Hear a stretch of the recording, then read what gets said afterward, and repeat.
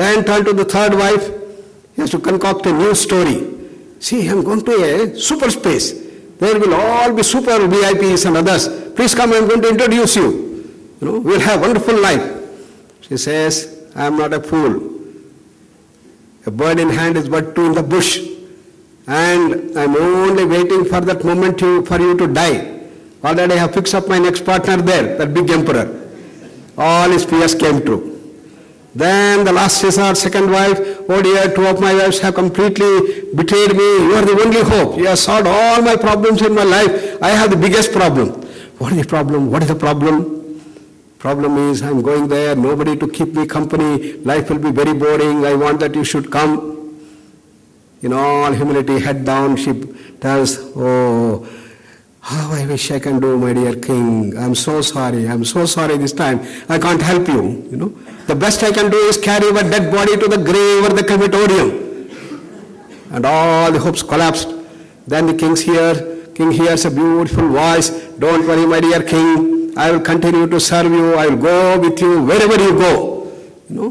He looks at that. Who is that? First wife.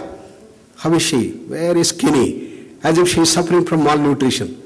The king felt so cut up inside. So guilty. When I could have done everything for her, I never looked at her, never asked you are taking food. Now she is the only person who is prepared to come and help me. Now, that is the story. Who is that king? Who are the four wives? Upanishad tell each one of us is that king. Each one of us have four wives. Who are they? The fourth wife is our fond body we love the most. Spend all the time to take care of the body. When we die, what is going to happen? Fourth wife is going to say goodbye. Who is that most fascinating and beautiful third wife? Or possession, or wealth, status. Look at that one beautiful palatial building I have built with 45 rooms. How many people staying? 4 persons. How do you manage all the rooms?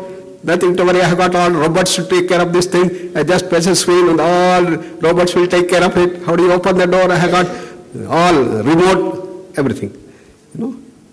But what is going to happen when we die? All this property and wealth is going to go to someone else. So the third wife is going to marry someone else. Who is that second wife? Family and friends.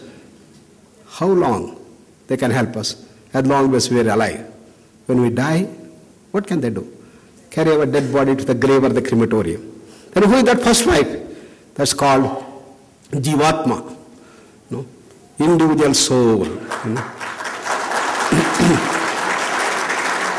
But we don't look at that. Like the king, we are always busy running. So Upanishad tells us, please start looking inwards. Katha Upanishad says, we are not built that way. It's not wrong, because we are all created that way to see outside. Paranchikhani vyatrinat, paribhuho, swayambhuho, tasmat parang pashyati namtaratman. Therefore all our eyes here, everything looks outside. Even the psychologists who try to analyze the mind, they analyze the mind of others, not of themselves. Kaschid dhiraha pratyag atmanam aikshata, avritta chakshuho, amrutatvam icchan. Yamadharma Raja is telling to Katha, to person, and he says that, look here, you are a great person, you have started looking inwards.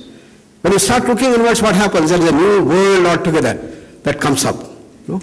And ultimately Upanishad tells that when you go deeper and deeper, you see that you are that unchanging reality.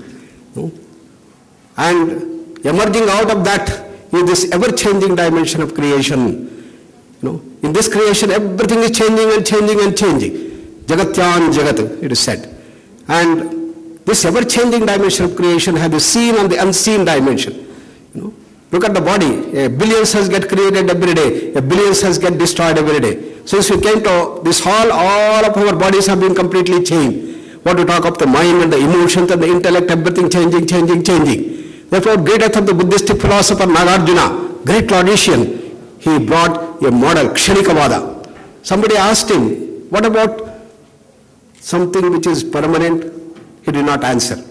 Later, Mahayana group, when they came, they said, Shunya. Then when Shankaracharya came to the scene later, he said, how can this fantastic world, infinite world, come from a zero? Doesn't look logical.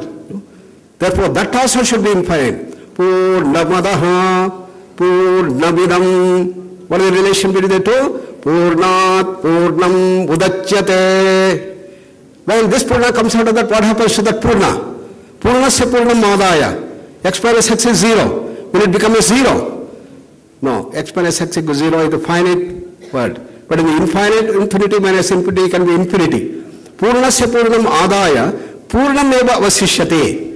Therefore, we have got our infinite source. That is our original state. So this is the great model that we have in our Upanishads, Taittiriya and Mandukya Upanishad.